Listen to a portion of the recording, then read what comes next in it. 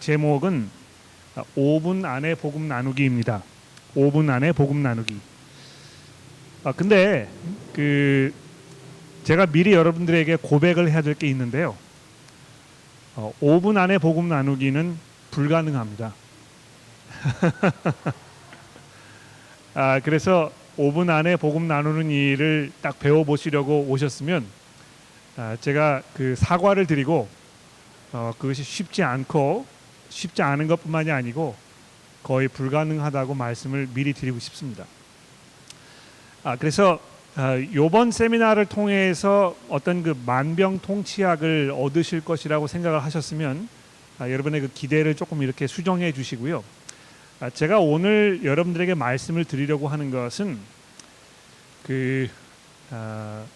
이제 영어로 얘기하면 logic of the gospel, 복음의 논리에 대해서 말씀을 드리는 것입니다. 왜 이것이 중요하냐 하면 우리의 믿음은요, 그냥 맹신하거나 어떤 실체가 없는 것을 그냥 받아들이는 것이 아니고요. 하나님께서 우리에게 말씀하시고 제시하신 것을 우리가 잘 이해하고 거기에 우리 자신을 맡기는 행위입니다. 그렇죠? 그렇다면 왜 하나님께서 이런 말씀을 우리에게 하셨는지를 사람들에게 잘 설명을 해야, 그래야 거기로부터 믿음이 생길 수 있는 것입니다. 많은 분들이 이제 믿음이라는 거를 생각을 하셨을 때 그냥 어떤 순간 그냥 마음속에 딱 갖게 되는 것으로, 마치 내가 예전에는 물건을 쥐고 있지 않았는데 갑자기 이것이 나에게 뚝 떨어져 가지고 내가 그것을 손에 딱 쥐게 되는 이런 것으로 믿음이라는 것을 생각하시는 분들이 많이 있는 것 같습니다. 그런데 믿음이라는 것은, 성경이 말하는 믿음이라는 것은 하나님께서 우리에게 말씀하신 것을 우리가 듣고 그것을 이해하고 이것이 이 현실에 대한 하나님의 설명이라는 것에 대한 확신을 갖게 되는 것을 말하는 것입니다. 그렇다면 하나님께서 우리에게 무슨 설명을 하고 계시는가, 이것을 잘 이해하는 것이 믿음을 갖게 되는 데 있어서 가장 중요한 것이기 때문에 그렇습니다. 그래서 제가 이제 오늘 세미나를 하면서 여러분들에게 한 가지 질문을 던지겠는데요. 그 질문에 대한 여러분들의 생각을 잠시 이렇게 논의하실 수 있도록 제가 시간을 드릴 겁니다. 질문은 뭐냐면, 왜 나는 예수를 믿어야 합니까? 왜 나는 예수를 믿어야 합니까? 이 질문을 믿지 않는 사람에게서 내가 받았다고 가정을 해보시고 그것에 대한 설명을 5분 안에 할 수 있는지 한번 시도를 해보십시오. 왜 내가 예수를 믿어야 합니까? 이렇게 믿지 않는 분이 여러분에게 질문을 하셨을 때 여러분은 어떻게 그분에게 설명을 하시겠습니까?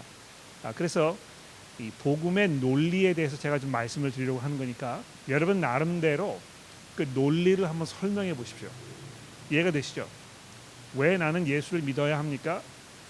이러하기 때문에 예수를 믿어야 하는 것입니다 하는 이 복음의 논리를 여러분 옆에 계시는 분과 함께 짝을 지셔가지고 한번 설명을 서로 해보십시오. 지금부터 5분 동안 시간을 드리겠습니다. 시작. 네, 됐습니다. 자, 여러분들에게 좀 답을 들어보겠는데요. 5분 안에 내가 왜 예수를 믿어야 하는지 잘 설명하셨다고 생각되시면 한번 손을 들어보시겠습니까? 자랑하는 거 아니니까 그냥 이 정도면 그래도 설명이 잘 됐다 이렇게 생각되시면 한번 손을 들어보십시오. 한 분 계시네요. 두 분. 이게 문제죠, 그렇죠?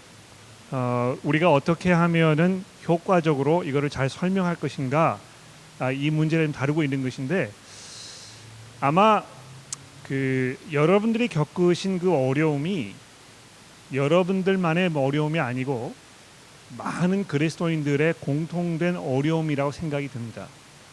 이거는 뭐 우리가 이제 훈련을 많이 하지 않았기 때문에 그 겪는 그런 어려움이라고 생각이 되는데요. 이 어려움은 여러분들이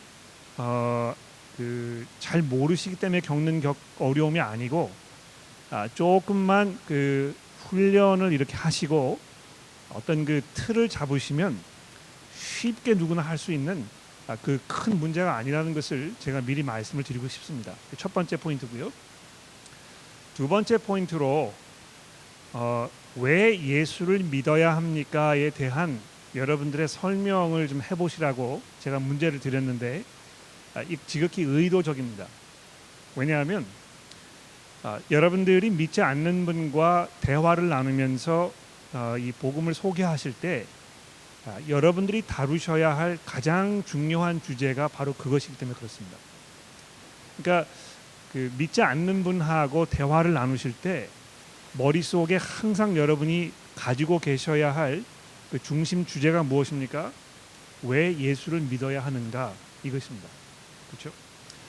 이 대화를 하시다 보면은 대화가 이제 뭐 그 삼천포로 빠지는 경우가 굉장히 많아요. 아마 여러분 그런 경험이 있으실 텐데 처음에 이 시작한 것과는 전혀 상관이 없는 뭐 여러 가지 다른 이야기를 가지고 서로 말다툼을 하다가 별로 이렇게 이 소득 없이 끝나는 경우가 상당히 많습니다.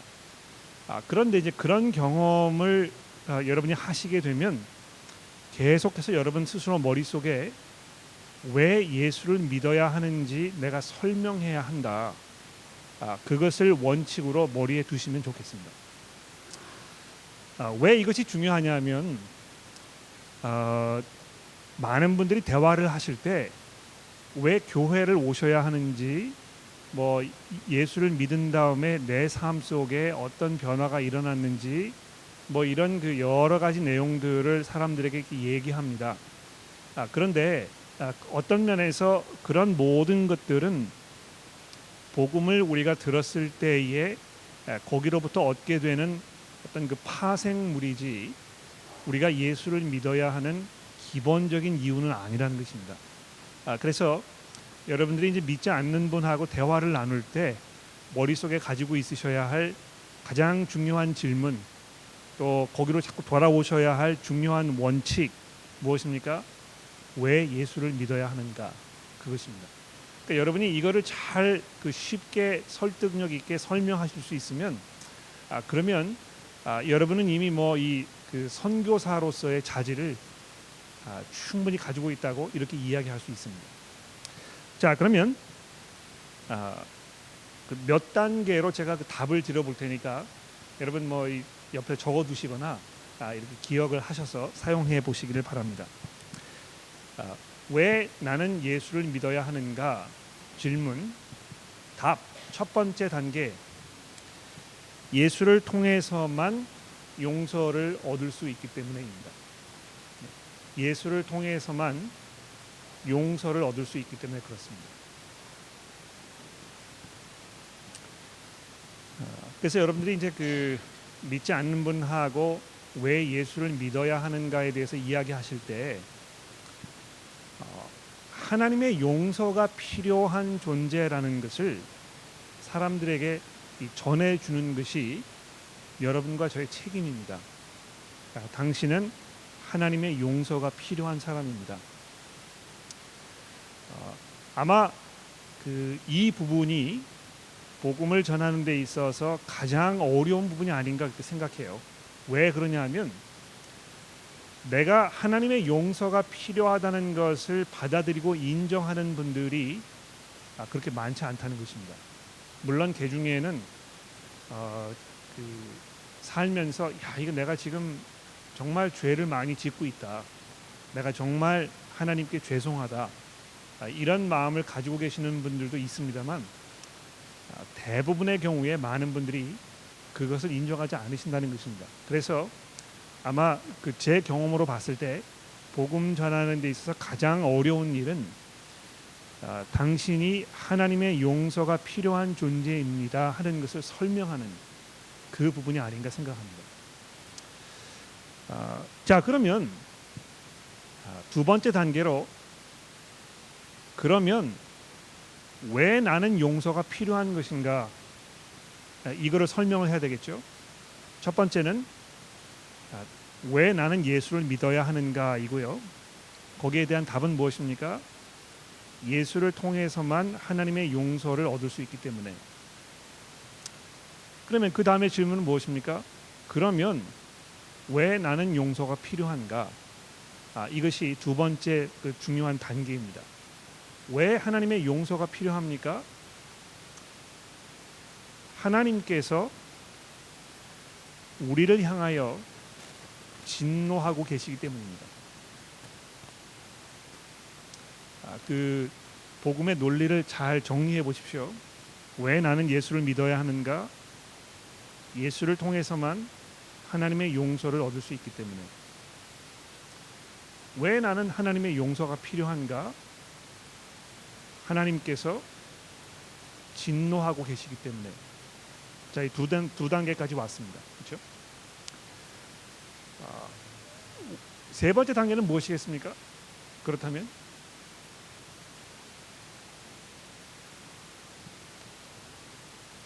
세 번째 단계는 왜 하나님께서 진노하고 계신가입니다. 그렇죠? 첫 번째 질문, 왜 나는 예수를 믿어야 하는가? 답이 무엇이라고요? 예수를 통해서만 용서를 얻을 수 있기 때문에. 왜 나는 용서가 필요한가? 하나님께서 진노하고 계시기 때문에. 세 번째 단계는 무엇입니까? 왜 하나님께서 진노하고 계시는가? 세 번째 단계라는 것입니다. 거기에 대한 답이 무엇이겠습니까? 우리가 하나님을 향해서 반역하고 있기 때문입니다. 우리가 하나님을 향해서 반역하고 있기 때문에. 자, 이렇게 해서요. 첫 번째 중요한 그 단계, 세 단계를 말씀을 드렸습니다. 예, 그렇죠? 그 단계가 머릿속에 정리가 되십니까? 예. 한번 그 옆에 있는 분하고 그 실습을 한번 해 보십시오. 그냥 이 세 가지 포인트를 그냥 이렇게 설명하는 것입니다. 그러니까 서로 짝을 지셔 가지고 이 세 단계를 논리적으로 잘 설명하는 훈련을 지금 한번 해 보십시오. 시작. 네, 됐습니다.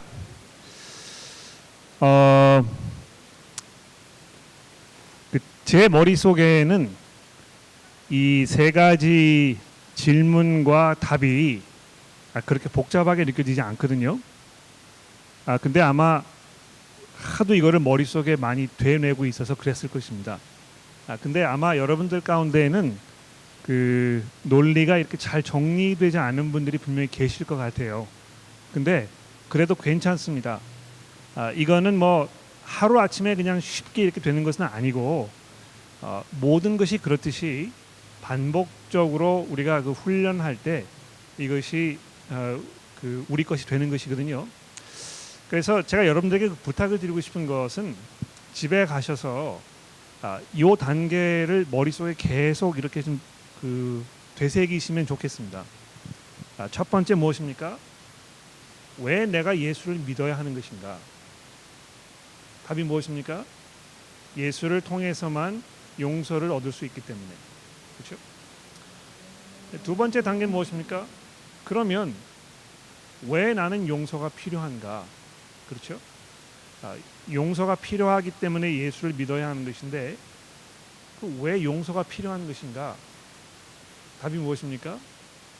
하나님께서 진노하고 계시기 때문에. 그렇죠? 그러면 세 번째 단계는 무엇입니까? 왜 하나님께서 진노하고 계시는가? 우리가 반역하고 있기 때문에 그렇다는 것입니다. 그러니까 여러분이 요 세 가지를 잘 정리하셔서 반복적으로 그 머릿속에 정리해 두시면 믿지 않는 분하고 대화를 나누실 때 굉장히 그 유용한 그런 도구가 될 것입니다.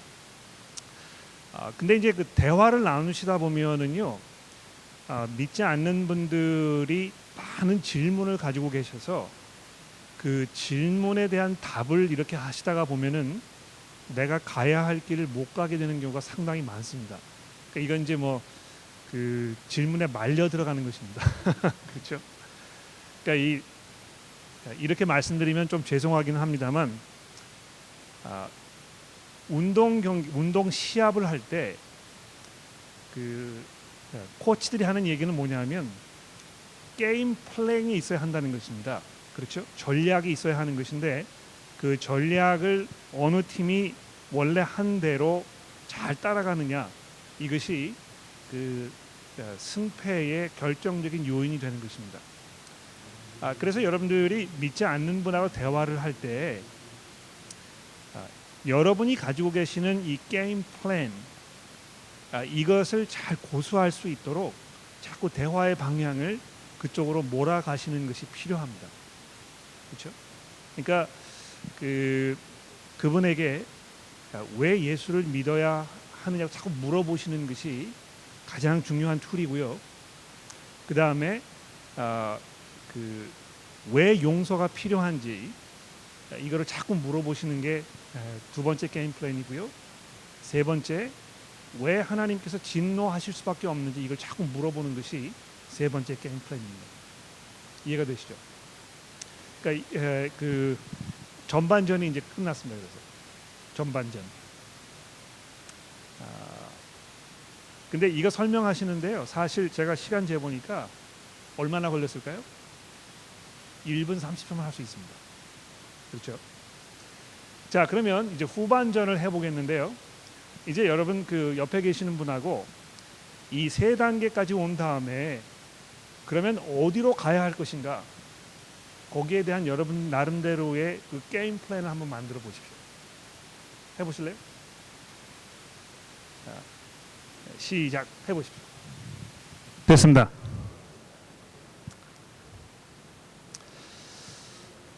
제가 그 말씀을 처음에 시작을 할 때 왜 예수를 믿어야 하는가, 이것이 그 가장 중요한 대화의 주제라고 말씀을 드렸습니다. 그렇죠? 왜 예수를 믿어야 하는가, 거기로부터 이 단계별로 이 반역, 우리가 하나님께 반역했기 때문이다까지 내려온 것입니다. 자, 후반전으로 들어가겠습니다. 후반전에서 던지는 중요한 화두는 왜 예수가 죽으셨는가입니다. 왜 예수가 죽으셨는가. 첫 번째 전반전의 게임 플랜은 왜 예수를 믿어야 하는 것인가 이것이고, 후반전의 게임 플랜의 가장 중요한 화두는 왜 예수가 죽으셨는가입니다. 자, 근데 왜 예수께서 죽으셨는가 하는 이 문제는요, 기독교의 신앙에 있어서 가장 중요한 문제입니다. 왜 우리가 예수를 믿어야 하는가 하는 이 문제도 사실은 왜 예수께서 죽으셨는가 하는 이 문제에 결부되어 있는 문제입니다. 그러므로 전반전을 잘 마치신 후에 후반전으로 들어가셔서 왜 예수께서 죽으실 수밖에 없었는지, 거기에 여러분이 그 대화를 잘 집중시키실 수 있으면 굉장히 성공적인 그 대화를 지금 나누고 계시는 것입니다. 왜 예수는 죽으셔야 했는가, 이것이 두 번째 중요한 화두가 되겠습니다. 그렇죠? 거기에 대한 답이 무엇이겠습니까? 우리의 죄값을 대신 치르시기 위하여, 이것이 정답입니다. 그렇죠? 우리의 죄값을 대신 치르기 위하여.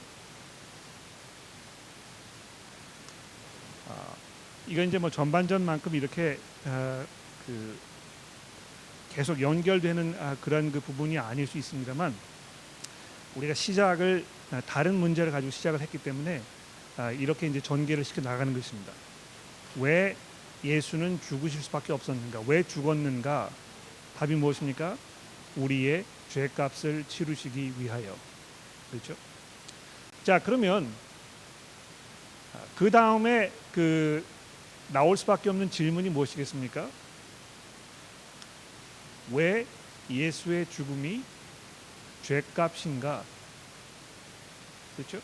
왜 예수의 죽음이 죄값인가? 이것을 잘 설명하셔야 하는 것입니다. 그러니까 왜 예수가 죽으셔야 했는가? 우리의 죄값을 치르시기 위하여. 왜 예수의 죽음이 우리의 죄값인가? 그렇죠? 성경이 이야기하는 것은요, 하나님께서 요구하시는 반역 행위에 대한 대가는 죽음이기 때문에 그렇습니다. 그렇죠? 하나님께서 요구하시는 반역에 대한 그 대가는 죽음이기 때문에 그렇습니다.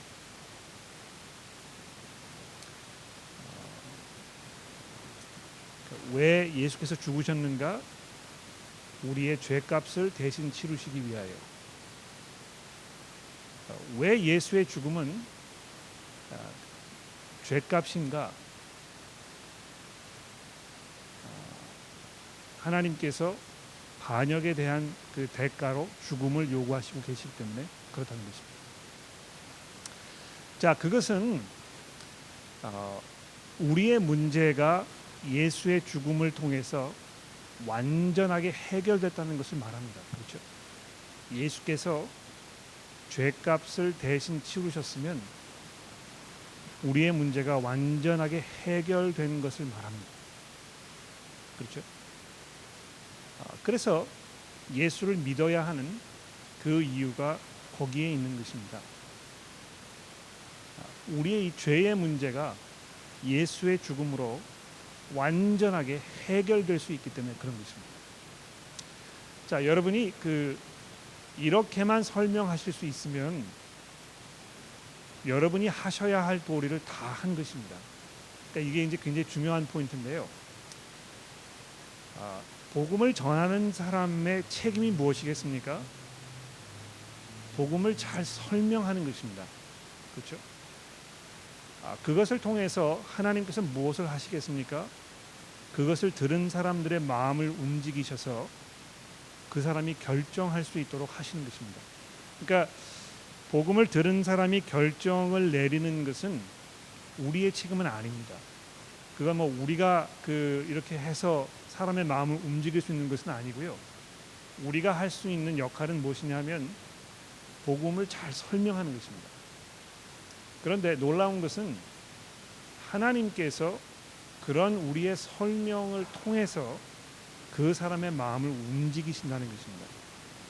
근데 이제 이 움직인다고 했을 때 어떤 사람은 그것을 받아들이도록 마음을 움직이시지만 어떤 경우에는 들은 그 사람의 마음이 반대편으로 가는 경우도 있다는 것을 여러분 기억하십시오.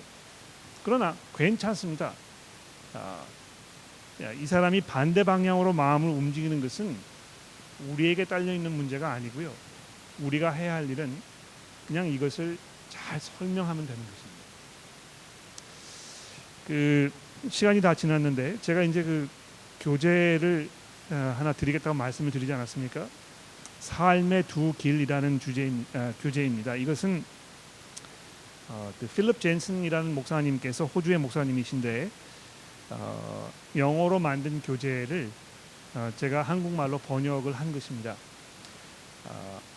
아마 제가 지금까지 사용해 본 어떤 전도지 중에서 가장 논리적으로 예수를 믿어야 하는 그 이유를 잘 설명하지 않았나 그렇게 생각을 합니다.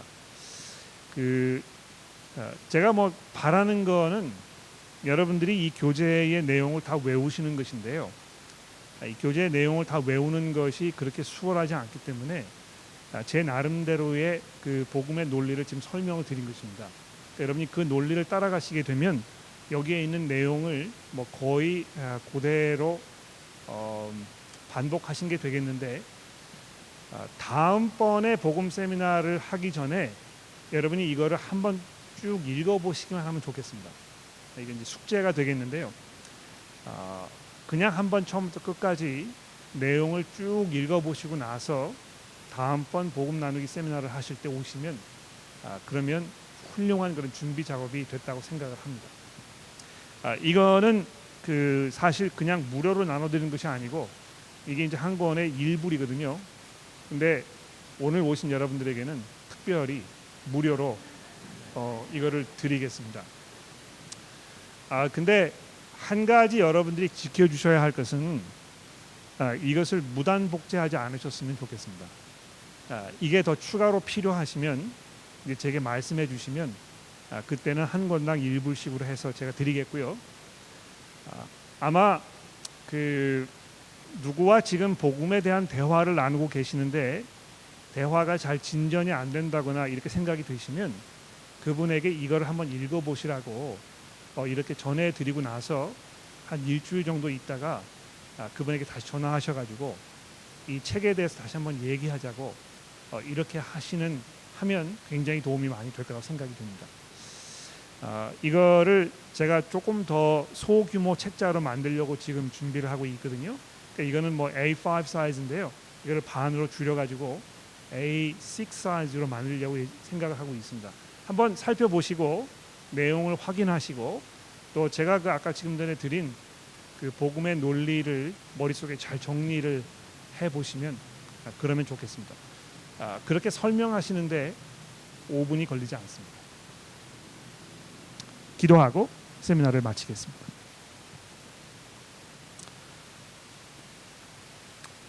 하나님 아버지 감사합니다. 구원받는 사람에게는 이 복음의 논리가 하나님의 지혜이요 하나님의 능력이라고 사도 바울이 설명한 것을 이 시간 기억합니다. 하나님, 우리가 이런 복음을 믿지 않는 사람들에게 설명하였을 때 그분들이 과연 이것을 듣고 정말 마음이 움직여져서 예수 그리스도를 믿게 될 것인가에 대한 그런 의구심이 우리 가운데 있음을 고백합니다. 그러나 우리 모두가 결국은 그 복음에 대한 순종과 믿음으로 돌아섰던 것을 기억하며 하나님, 저희들로 하여금 이 복음의 메시지를 사람들에게 잘 설명할 수 있도록 도와주시기를 하나님 간절히 기도합니다. 하나님, 그 주변에 복음을 들어야 할 너무나 많은 사람들이 있는데 저희를 그 도구로 사용하셔서 이 복음의 메시지를 잘 전달할 수 있도록 하나님 저희를 도와주시고 또 전달된 그 메시지가 하나님의 손의 능력으로 사용되어서 그분들이 회심하고 하나님의 주시는 새 생명을 누리는 귀한 은혜가 있을 수 있도록 도와주시기를 우리 구주이신 예수 그리스도의 이름으로 간절히 기도합니다. 아멘. 한 달 정도 있다가 복음 세미나 3번째를 할 텐데요. 그때 이 교재를 가지고 오시면 아마 큰 도움이 되실 것입니다.